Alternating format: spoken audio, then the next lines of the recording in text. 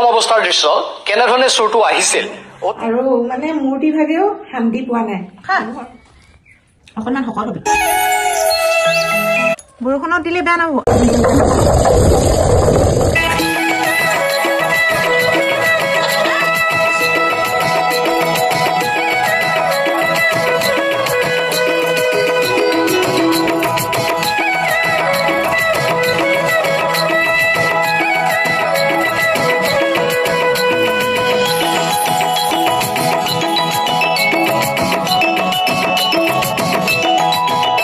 নমস্কাৰ কি খবৰ আপোনালোকৰ সকলোৱে চাগে ভালে আছে ভালে থাকক কুশলে থাকক তাৰে কামনা কৰি আজি ভিডিঅ'টি আৰম্ভ কৰিছো অসমীয়া বৰী চেনেলৰ হয় মই হৰভিয়া নতুন এটি ভিডিঅ' মাজলৈ সকলোকে স্বাগতম জনালো এইফালে হৈছে আমাৰ পিকু বাবলি গেটৰ সন্মুখত মোক মানে ৰখিয়া হৈ আছে দেই এইফালে ভাবিছিলো যাম বুলি অকনমান কাম এটাত কিন্তু ৰাতিপুৱাৰ সময় মানে বহুতখিনি ৰ'দ ওলাইছে আজি দেৰিকে ভিডিঅ'টি আৰম্ভ কৰা হৈছে এতিয়া বৰ্তমান সময় হৈছে 10:30 আৰু আমাৰ এওঁ ওলাইছে আৰু মই ভিডিঅ'টি ইয়াতে আৰম্ভ কৰি দিছো কিন্তু বন্ধুসকল বহুত দুখজনক কথা অগ্নিনাভ শিৱ বাবাৰ মন্দিৰ কালি পুৱাতে মানে চুৰি ঘটনা নিউজ পালো আৰু বহুত বেছি দুখ লাগিল এইফালে ফুলিছে আমাৰ গোলাপ ফুল সেয়া চাওক দেখিছেনে আবতৰত ফুলিছে গোলাপ ফুল আৰু এতিয়া মই কঁঠাল গছজোপাৰ ভালকৈ চাইছো এটা ভাল বস্তু মই বনাম বুলি ভাবিছো কিন্তু এতিয়া বনাবলৈ অলপ সময় লাগিব সেইকাৰণে মানে অকণমান দিগদাৰী হৈছে আপোনালোকে কঁঠাল পাতৰ বস্তু বনাই পাইছেনে বাৰু এইবিলাকৰ বহুত ধুনীয়া ধুনীয়া বস্তু বনাব পাৰি পাতৰ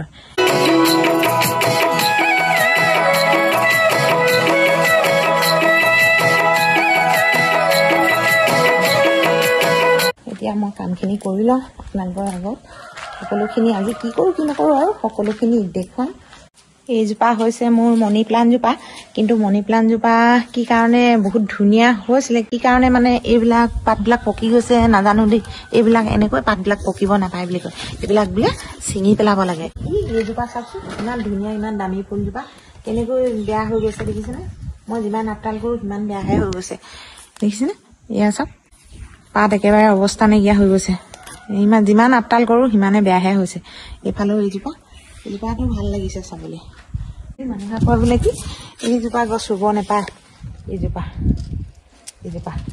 এই বস্তুটো ৰুব নাপায় বুলি কয় মই কিন্তু ৰুইছোঁ দেই এইজোপা কি গছ জানেনে এইজোপা গছ হৈছে ধতুৰা ফুলৰ গছ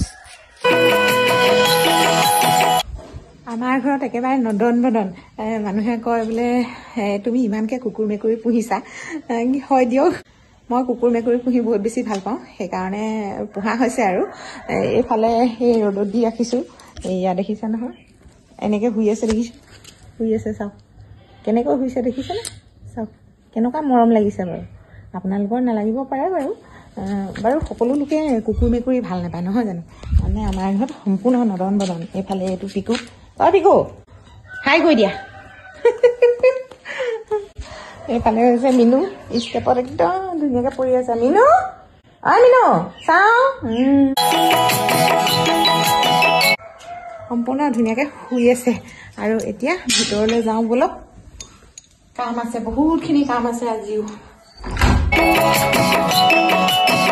আজি বহুতখিনি দেৰিয়ে হ'ল তেওঁ যোৱাই নাই ভিতৰত কি কৰিছে মানে চাওঁগৈ বলকচোন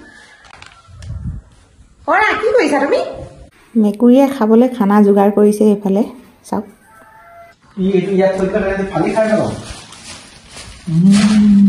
এনেকুৱা হয় এই ডাঙৰ ডাঙৰ টেমাটো পায় কি খুৱাইছানো এইটো এইটো জেলি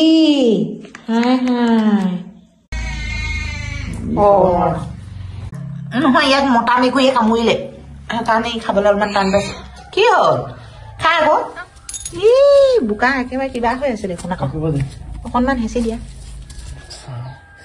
বৰষুণত দিলে বেয়া নহ'ব মণি উডেনৰ পোখা উলিয়াবলৈ ইমান চেষ্টা কৰিছে নোলায়হে নোলায় এইফালে হৈছে ৱালপেপাৰ এইখিনি বেলেগত ৰাখিব লাগিব এই বেঞ্চখন মানে মোক অলপ কামত লাগে আৰু এতিয়া বাহিৰলৈ উলিয়াই লৈ গৈ আছোঁ এইফালে ৰ'দত দিয়া হৈ গ'ল আচাৰ এয়া মনটো ভালেই লগা নাই মানে আজি কথা ক'বলৈ মন যোৱা নাই আজি ভিডিঅ' মানে নবনা বুলিয়ে ভাবিছিলোঁ কিন্তু এতিয়া ভিডিঅ' নিদিলেও নহ'ব এদিন দিওঁ যে আমাৰ এওঁ আহি পালেহিয়ে, কিন্তু ভাত বনাব পৰাই নাই। মই ভাত ৰান্ধিব লাগিব এতিয়া। এই চুৰবোৰৰ আচলতে তেনেধৰণৰ আস্থা নাই, বিশ্বাস নাই ভগৱানৰ ওপৰত, সেইবাবে চুৰ হৈয়ে জীৱন কটাবলগীয়া হয়। সেয়েহে উন্নতি কৰিব। বন্ধুসকল, বহুত দুখজনক কথা। এনেকুৱা ঘটনা ঘটিব নালাগে আমাৰ সমাজত। কিয় হবলৈ পাইছে এইবিলাক ঘটনা নাজানো, আৰু বহুত বেছি দুখ লাগিছে। নাজানো আৰু মানে ইমান দিন এনেকুৱাবোৰ ঘটনা ঘটিব, আৰু মানে মূৰ্তি ভাগেও শান্তি পোৱা নাই মানুহৰ সমাজত। দেখিছেনে বাৰু? ইয়াতে শিৱৰ শক্তি আছে, একেখিনি কথাই কিন্তু। আৰু এইবোৰৰ আচলতে কোনো ধৰ্ম নাই, কোনো জাতি নাই। এইবোৰ হৈছে একো একোটা নৰাধম, একো একোটা পিশাচ। এতিয়া লৈছো চাউল। এই চাউলখিনি ধুই মানে পাতি দিম, আৰু এওঁ আহিলে তেতিয়া নহয় ভাত খাবলৈ। এইখিনি হৈছে পকা জলফাই। বন্ধুসকল, আজি এই জলফাইখিনি আপোনালোকক মই পিঠা আচাৰ বনাই দেখুৱাম। কৈছিলে মা, তুমি বোলে মোলৈ পিঠা আচাৰ বনাই আনিবা, আৰু তালৈ মাতিছিলে। জানো এতিয়া যাব পাৰো নে নোৱাৰো নাজানো। মই নগলেও মানে সেই চুপাৰতে দি পঠাম, তেতিয়া সি ল'ব পাৰিব আৰু তাৰ পৰা। এতিয়া আহিছো ওপৰলৈ এইটো কাৰণে আহিছো, অলপ জলফাই মানে চিঙা আছিল নাই, সেইখিনি অলপ কম হ'ব, সেইকাৰণে আহিলো ওপৰলৈ বুলি। এয়া অলপ মই নিজে ছিঙি লৈছো, আৰু কেইটামান ছিঙিব পাৰিলে ভাল আছিলে, কিন্তু গছজোপা বহুতখিনি ডাঙৰ আৰু জলফাই বহুত বেছি আছে। থাকিলেও আৰু মানে ছিঙিবলৈ অকণমান দিগদাৰী হৈছে মোৰ। এয়া দেখিছে ন, ইয়াত একেবাৰে ডাল ভৰি গৈছেগৈ। এইবোৰ দেখিছে ন?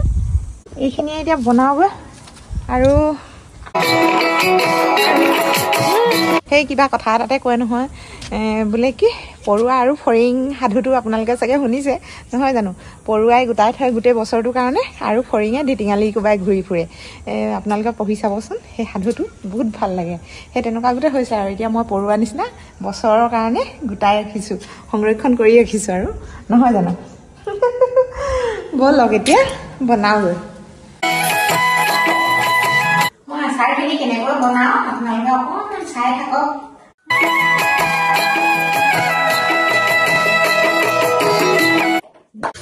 আচাৰ বনাই থাকিম আৰু ভাতো ৰান্ধি থাকিম।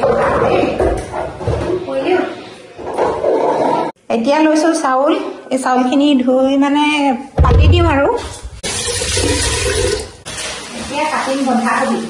আমি বন্ধাকবি ৰান্ধিয়ে খাব লাগিব ভাত।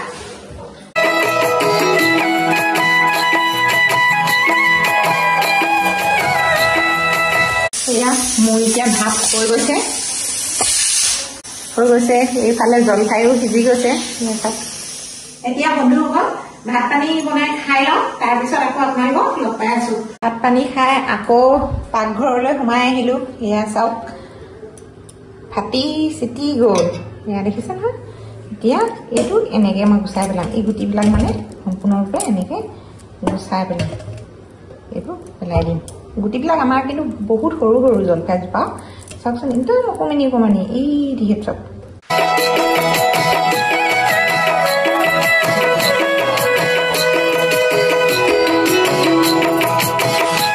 এতিয়া লৈছো মই পাঁচফোৰণ। এতিয়া ভাজি অকল পাঁচফোৰণ দিহে মই সেইখিনি আচাৰ বনাম।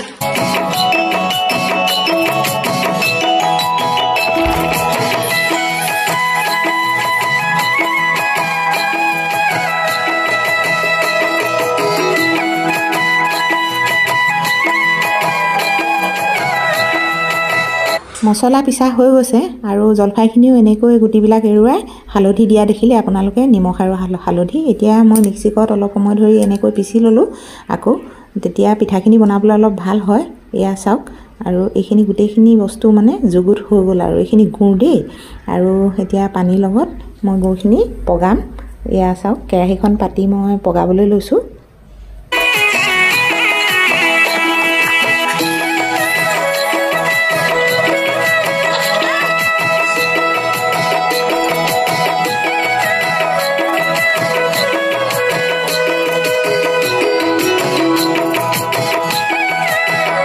এনেকৈ যদি ফুটি পিনে যদি গাত পৰে নহয়, লগালগ ঢৌ উঠিব কিন্তু দেই। মানে বহুত সাৱধানে বনাইছোঁ। এইখিনি হৈছে ৰিফাইন। অলপ ৰিফাইন লৈছোঁ।